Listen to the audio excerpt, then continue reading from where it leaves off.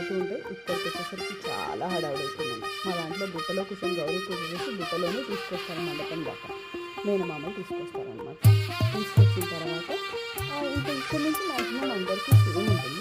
ఇందులో కూడా చాలా మంది సేమ్ ఉంటాయి. పెళ్ళికొడుకు సైడ్ పెళ్ళికూతురు సైడ్ తెల్లవారే వెలుగు రేఖలా పచ్చ పచ్చ పచ్చి మట్టి బొమ్మలా అల్లి బిల్లి వెన్న పాల నురగల అచ్చ తెలుగు ఇంటి పూల కొమ్మలా దేవదేవుడే పంపగ ఇలా దేవతే మా ఇంట అడుగే పెట్టెనంట బ్రహ్మ కళ్ళలో కాంతులే మా అమ్మలా మా కోసం మళ్ళీ లాలి